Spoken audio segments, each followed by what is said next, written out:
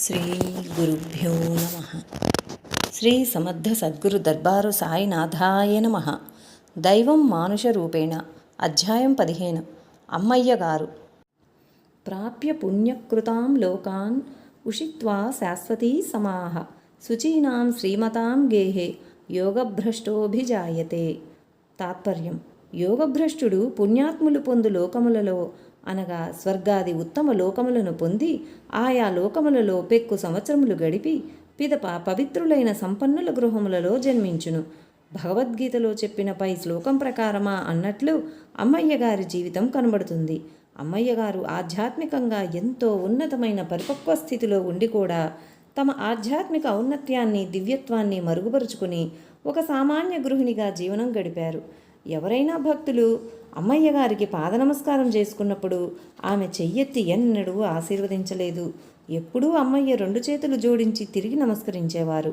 ఈ ఆచరణను పరిశీలనగా విచారణ చేసుకుంటే ఆమె ఎల్లప్పుడూ నమస్కరించిన వారిలో సంచరించే చైతన్యము తమలో ఉన్న చైతన్యము ఒకటేననే భావనలో ఉండేవారని గ్రహించవచ్చు.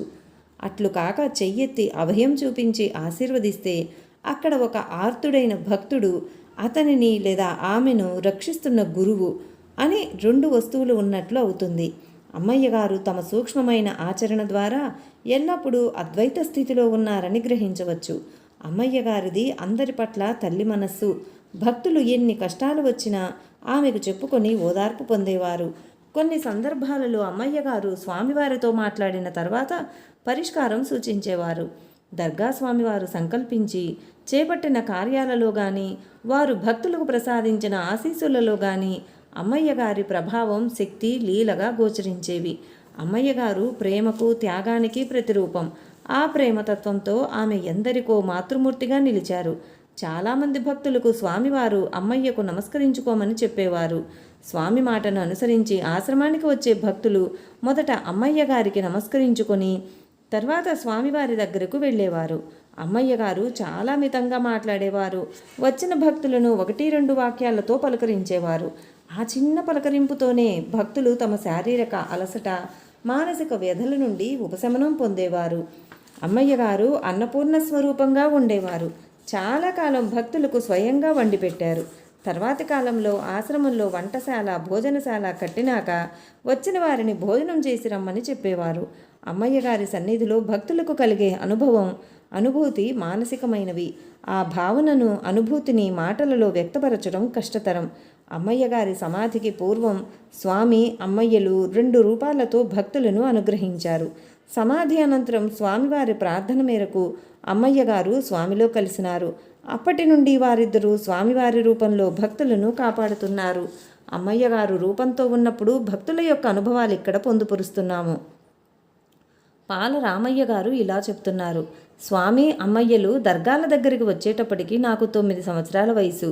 బండల సత్రంలో పైన చౌడు మట్టి వేసి చుట్టూరా ఈతాకులతో కట్టుకొని జీవించేవారు. స్వామి చుట్టుప్రక్కల పొలాల వారికి పంటలు పండించటంలో సూచనలు ఇచ్చేవారు.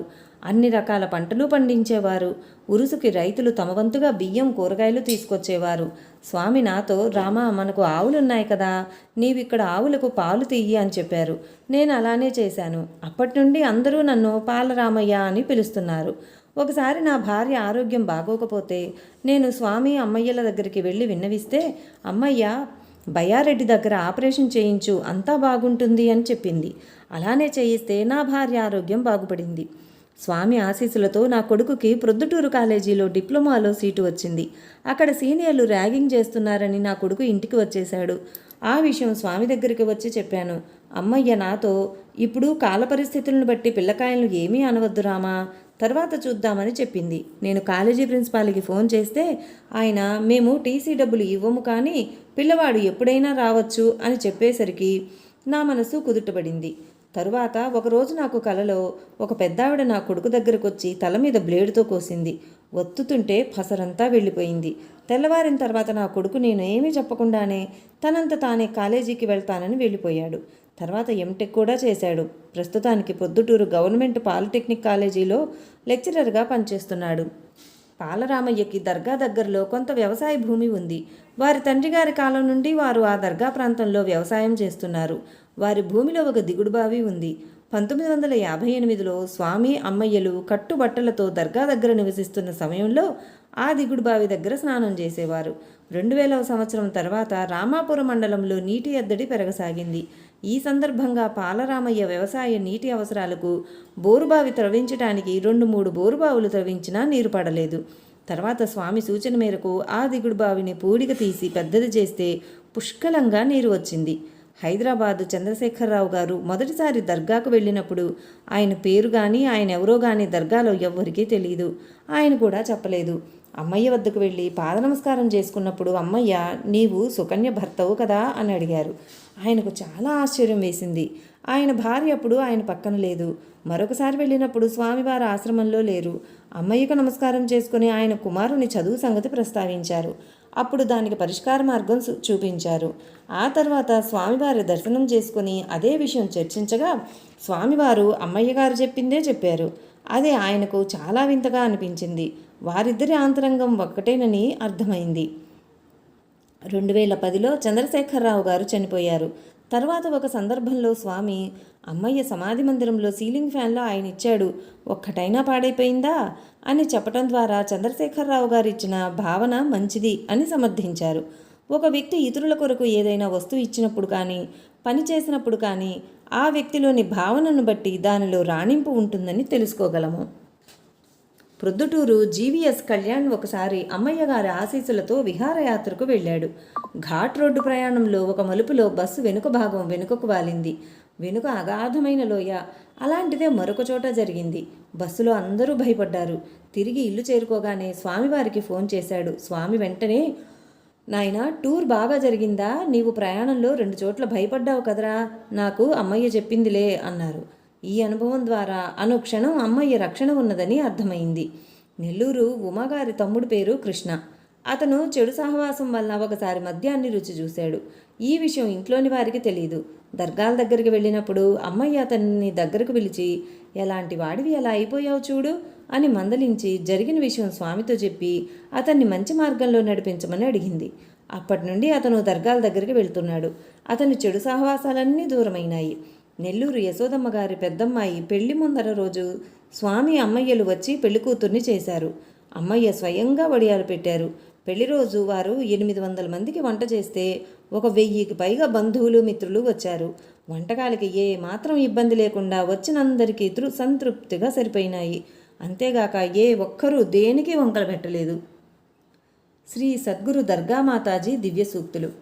1. ఏ పనినైనా నేను చేస్తున్నాను అనే భావన లేకుండా సేవాభావంతో చేసేవాడే నిజమైన భక్తుడు. 2. సంపాదించడం గొప్ప కాదు, సంపాదించిన దానిని సద్వినియోగపరచడమే గొప్ప. 3. 100 రూపాయలు వచ్చాయని రూపాయిని మర్చిపోవద్దు. 4. బ్రతికి పనిచేయి, పనిచేసి బ్రతుకు. 5. పౌరుషానికి పోక పంతాలు వీడి విచక్షణ జ్ఞానంతో మెలిగిన వాడే నిజమైన జ్ఞాని. 6. మీ పనిని మీరు చూసుకోండి, ఇతరులతో మాటలు వద్దు. 7. నీ సొమ్మైతే నడి రోడ్లో వేసినా ఎక్కడికి పోదు. 8. చెంబెడు నీళ్లకే బెంబేలు పడితే బానెడు నీళ్ళు ఎప్పుడు తాగగలవు. 9. చెప్పింది చేయి, పెట్టింది తిను. 10. ఆవగింజంత ఆయుష్ ఉంటే పులి నోట్లో పడినా తిరిగి వస్తాడు, అది లేకపోతే నట్టింట్లోనే పోతాడు. అమ్మయ్య మహాసమాధి అనంతరం లీలలు. అమ్మయ్య సమాధి చెందిన తర్వాత కూడా ఎంతో అప్రమత్తతతో తమను శరణు వేడిన భక్తులను కాపాడుతున్నారనే దానికి ఈ క్రింది సంఘటనలు నిదర్శనం. ఒకరోజు ఆవులు మేతకు ఆశ్రమం బయటకు వెళ్ళి సాయంకాలం సమయానికి తిరిగి రాలేదు. వాటిని వెతికి ఆశ్రమానికి తీసుకురావటానికి ప్రయత్నించినా కనబడలేదు. శంకరయ్య అమ్మయ్య సమాధి దగ్గర, అమ్మ ఎక్కడికి వెతకగలను, ఆరతి చేస్తాను, నువ్వే తీసుకురావాలి అని అమ్మయ్యకు చెప్పుకొని ఆరతి పూర్తి చేశాడు. చిత్రంగా ఆవులు వాటంతట అవే ఆశ్రమానికి తిరిగి వచ్చాయి. ఒక నిర్మాత శ్రీ షిరిడి సాయిబాబా భక్తుల అనుభవాలను సమీకరించి సినిమా తీశాడు. ఎన్ని రోజులకు రిలీజ్ కాకపోయేసరికి సాయి కృప కోసం షిరిడి వెళ్ళాడు. అక్కడ ఒక పెద్ద ఆవిడ ఆ నిర్మాతతో కడప దర్గా స్వామి వద్దకు వెళ్ళమని చెప్పింది. ఆయన అలానే స్వామి దర్శనానికి వచ్చి అక్కడ అమ్మయ్య ఫోటో చూసి, ఈవిడే నాకు షిరిడీలో కనపడి ఇక్కడికి వెళ్ళమని చెప్పారు అని చెప్పాడు. స్వామి అతనితో సినిమా పేరు మార్చు, అన్నీ చక్కబడతాయి అని చెప్పారు. తర్వాత ఆ నిర్మాత సాయే దైవం అని సినిమాకి పేరు మార్చినాక అడ్డంకులు తొలగి రిలీజ్కు వచ్చింది. దర్బార్ నగర్లో స్కూల్ పెట్టిన దగ్గర నుండి పుంగనూరు శ్రీదేవి గారు ఉపాధ్యాయునిగా పనిచేస్తున్నారు.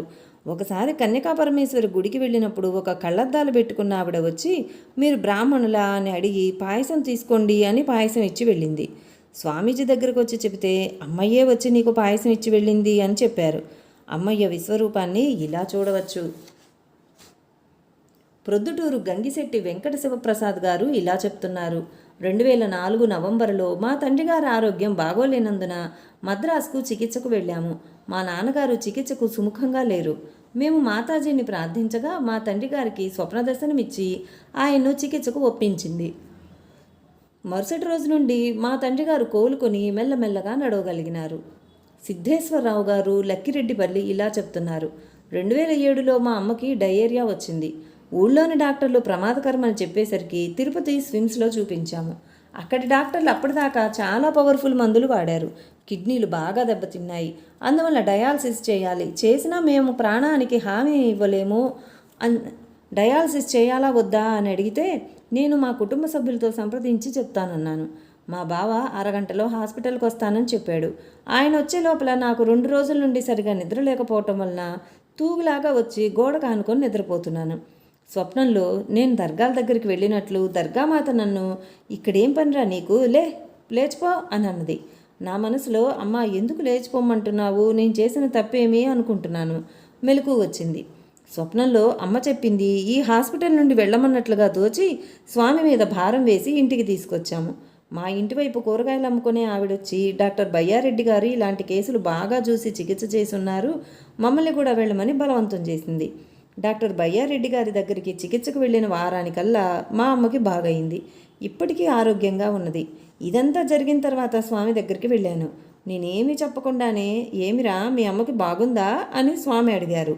నేను మనసులో స్వామికి ఏమీ చెప్పలేదు కదా అని అనుకుంటుంటే స్వామి, నువ్వు చెప్పవులేరా, నువ్వు చెప్తేనే నాకు తెలుస్తుందా అని స్వామి అన్నారు. మేము దర్గాల దగ్గరికి వీలైనప్పుడల్లా వచ్చి దర్శిస్తున్నందుకు మా ప్రార్థనతో నిమిత్తం లేకుండా అమ్మయ్య గారు స్వప్న దర్శనమిచ్చి తర్వాత నేనేం చేయాలో ప్రేరణ ఇచ్చి నడుచుకునేటట్లు చేశారు. మా అమ్మ మాకు దక్కింది అంటే అది అమ్మయ్య గారి కృప వల్లనే. పైగా మా అమ్మ ఆరోగ్యం గురించి మేమేమీ చెప్పకుండానే స్వామి అడిగి తమకి అమ్మయ్యకు భేదం లేదని, వారిద్దరూ ఒకటేనని, మాకు శ్రేయస్కరమైనది అడగకుండానే చేస్తున్నారని తెలియజేశారు. ఓం దర్గా మాత్రే నమః. ఆశ్రమవాసి శంకరయ్య గారు చెప్పిన విశేషాలు. 1. అమ్మయ్య సమాధి అయిన తరువాత ఒకరోజు రాత్రి సుమారు 12 గంటల నుండి 1 గంట మధ్య ఒక కల వచ్చింది. ఆ కలలో మాతాజీ, ఒరే శంకర, వర్షం వస్తుంది, కట్టెలు కొద్దిగానైనా లోపలియ్యి అని చెప్పింది. వెంటనే నాకు మెలకు వచ్చింది. వెలుపలికి వచ్చి చూస్తే అప్పుడే వర్షం మొదలైంది. వంటశాలకు వెళ్ళి కట్టెలు లోపలికి వేశాను. ఆ రోజు రాత్రి పెద్ద వర్షం పడింది. 2.